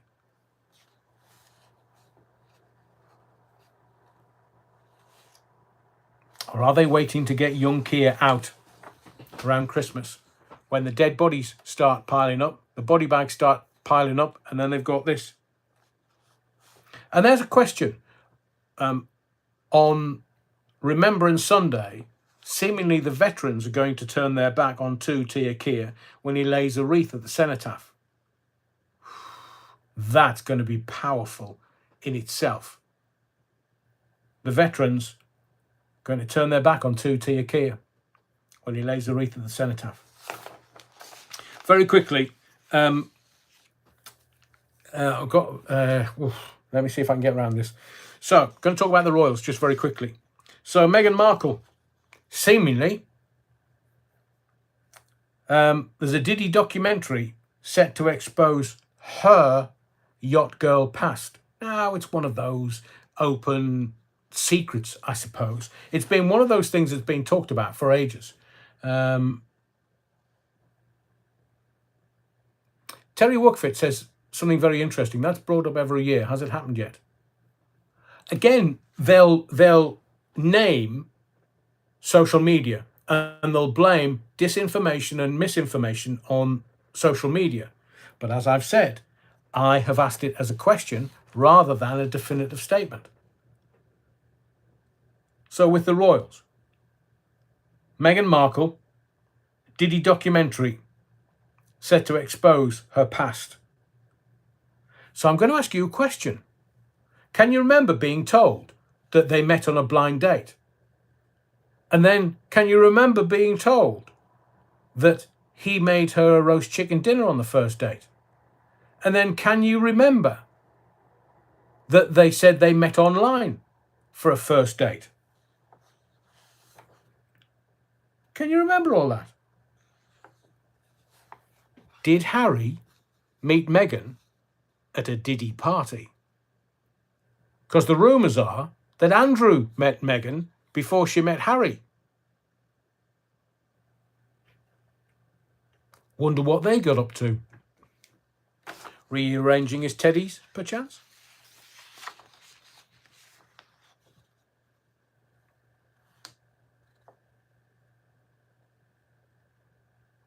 Interesting. Terry Wookfit says, to most veterans, as the official statement, they are free to turn their back. However, you are turning your back on the PM laying a wreath in honour of those who have fallen, not on Keir Starmer. Well, like you say, Terry, it possibly happens every year. Let's wait and see if it happens. See whether it's part of the news cycle that's just churning up hate and hate and hate. Andrew James says, Harry and Meghan are cousins. So is Kate. I've said before, Andrew, that I went to see the Windsors at the theatre with Harry Enfield, and they reckon that Harry and Kate had a one-night stand. Now, I get that, you know, there's artistic license, but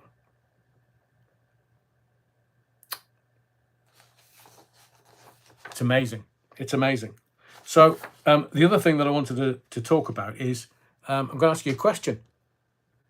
I'm happy to have an answer. Put it in the comments if you want. Is Prince Harry in rehab? Just one of my trusted sources. Is he in rehab? Where is he? And what's this malarkey about leaving Monty Shit Show? Because obviously the heat's starting getting a little bit too hot. And he's over in Portugal going, oh, we're just buying a holiday home. Yeah, getting out of Dodge. Because we know that he's been at Diddy parties. So what's he been doing at the Diddy parties? Because him being a blood prince gets him to behind any door at a Diddy party. So if they have got the video, release it. But is he in rehab?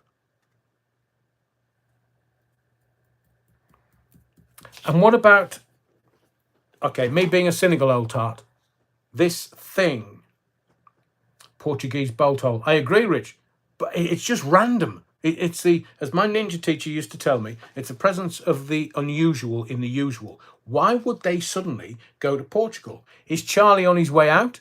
Does Harry want to be around when Charlie carks it because he knows that William's going to go, oi, mate, Foxtrot Oscar. But then after 6 years, William's mentioning his brother in passing, and now William's on about, well, my mother did this and my mother did that. It stinks.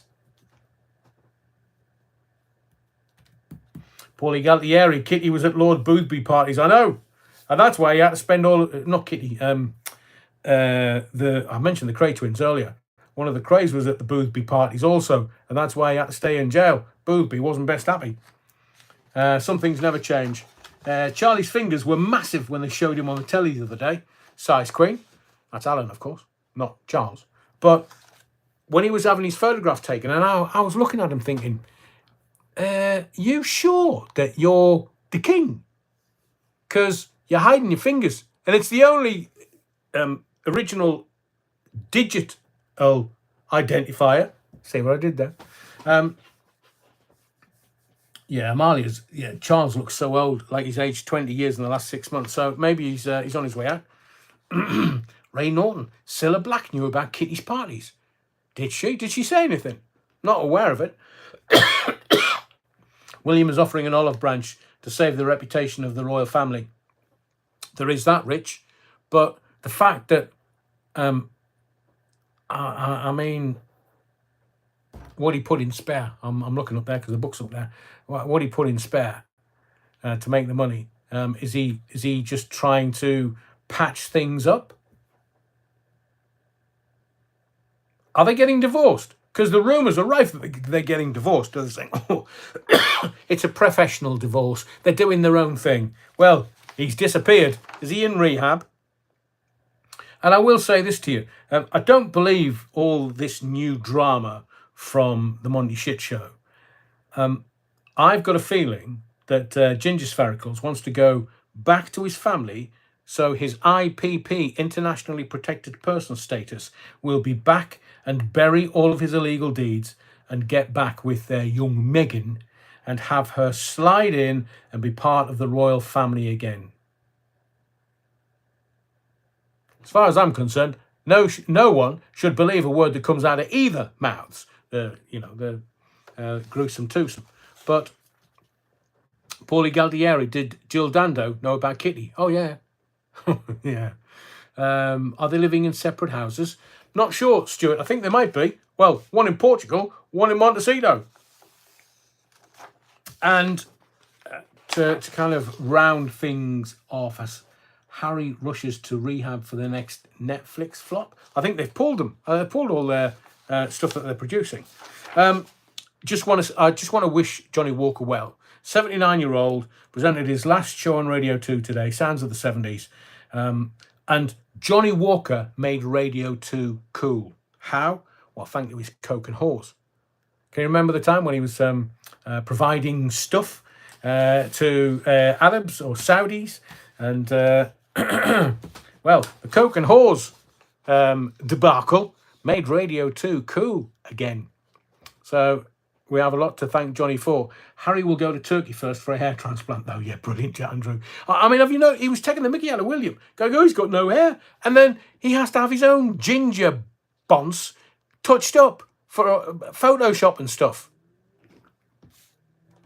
I mean, I was out in Turkey recently, and I thought, oh, you know, all these blokes that are going out to Turkey. I wonder if when I go back on the flight, I'll be looking at loads of blokes with baseball caps on. Or certainly plugs in their bonds for a new head of hair. Harry's a danger to himself. I do. If he is in rehab, and I've told you before, I have the News of the World newspaper because I felt it was important. Catwoman Jones. Who's Kitty? Anybody want to tell Catwoman Jones who's Kitty? Kitty, Kitty, Kitty, Kitty. Johnny, one of the worst whiskies made up here. Oh, brilliant, Terry. Yeah, blended. Is it blended? It's not a single, is it? Catwoman, if you, is it the Elm Guest House? Just Google Elm Guest House and Kitty and wash your eyeballs after. Yeah, exactly, Johnny Ray, but I'm not going to say it out loud. So I'm just going to do a couple of things that I want to start and introduce to some of the lives and some of the videos. Things that make you go, So I'm going to ask you a question. What do they have planned for our water? So if you have a look through the headlines, they suggest that along with our money, food, communication and transport, our water supply is in line to be part of the Great Reset, remodel of society. Now, can you remember that it's a great film, The Big Short? The Big Short was all about I think the 2008 crash, and the guy that kind of headed it up was shorting everything and made millions and millions and millions of dollars. And at the end of the film, it says, oh, the so-and-so, whatever the character's name is, put all of his money into water. Didn't take him long. Dirtiest water in Europe. I know. I use filters retro. I literally, I won't drink anything out of the tap. I mean, I would do if it was Kielder Reservoir, because that would supply me when I was in Sunderland and thereabouts. But I don't trust anything that comes out of the water.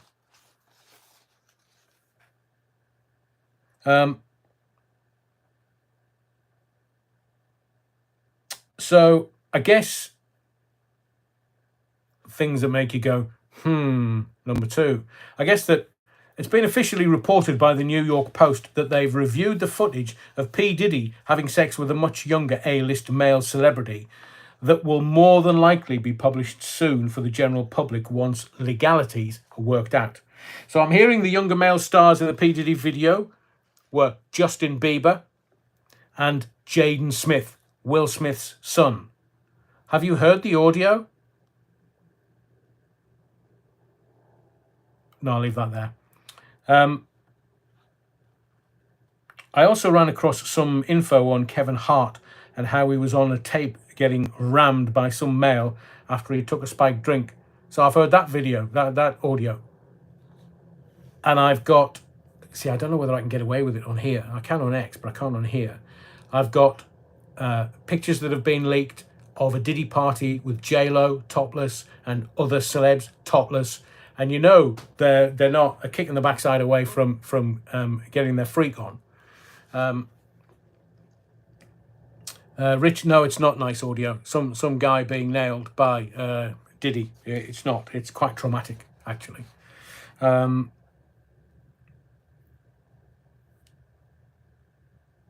And Kevin Hart's disappeared, as has his wife and his kids. Because the minute it came out that he was involved in it, she's grabbed the kids and gone, right, off. Stuart says, Diddy is trending all over TikTok. My best mate showed his TikTok and said, every time I refresh this, every video is about Diddy. It is, because there's loads of it. It's literally going to bring Hollywood down. Hollywood and the music industry, the rap industry especially. A lot of Photoshop pics doing the round, says Alex in the field. I know, that's why I've got a couple of pictures. I've got one with Leonardo DiCaprio and Diddy, and I've got one of Leonardo DiCaprio and the Doom Goblin. Now, I said to you, when she started to find out about the Bobby, she was going to be off on another trajectory. And Leonardo DiCaprio, surely he hasn't boned Greta. Surely. She's young enough, though.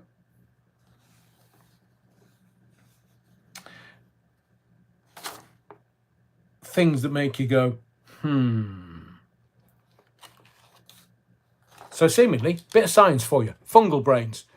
They can think like human minds, according to scientists who reckon there's climate change. Now, they're not quite on our level. That's, mushrooms. And I've met some. I've had ex-girlfriends, mushrooms.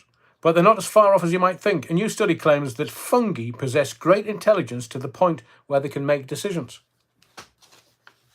Do I go to the pub tonight or do I stay in? Have you heard of a thing called ghost jobs? Now, there's a rise in fake job listings.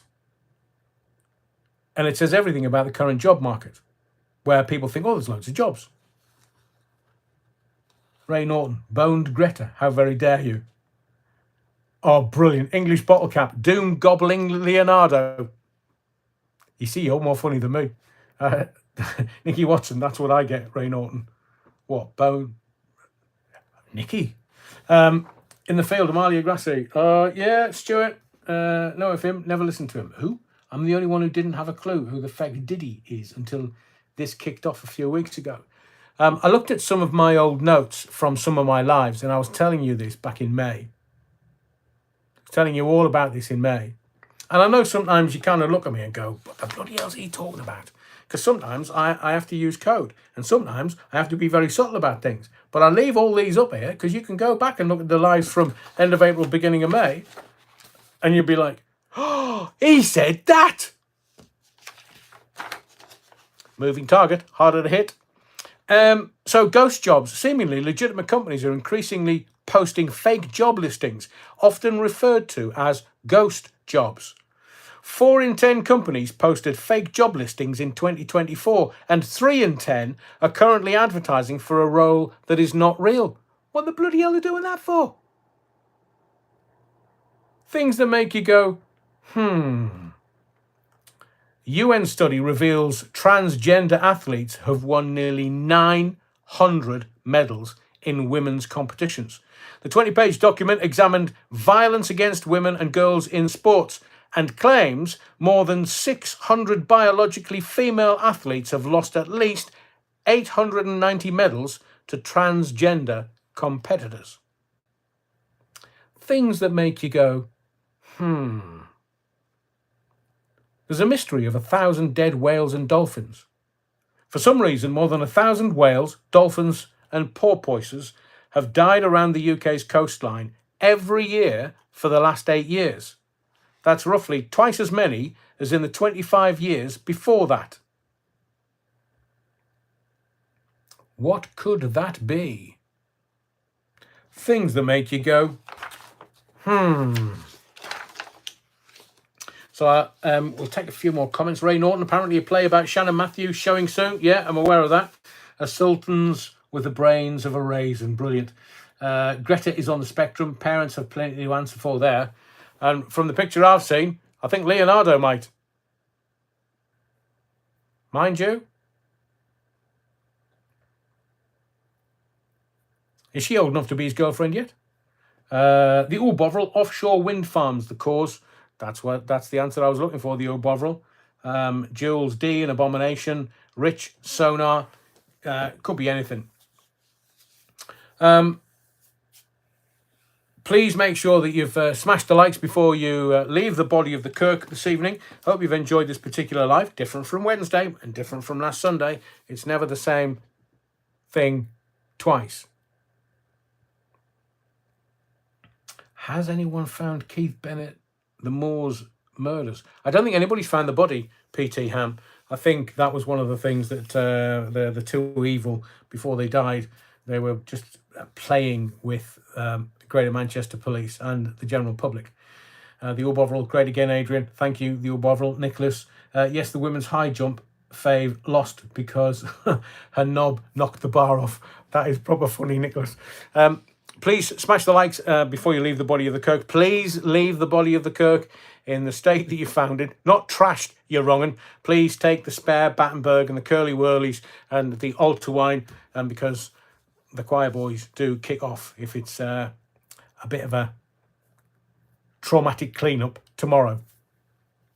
My name's Adrian Allen. Thank you for your likes. Make sure you're subscribed, but most of all, your indulgence. Another live Wednesday at 8. Hopefully more videos over the next couple of days. And hit the thumbs up. Yours, wrongfully, the Irreverent Reverend. See you Wednesday, 8 p.m.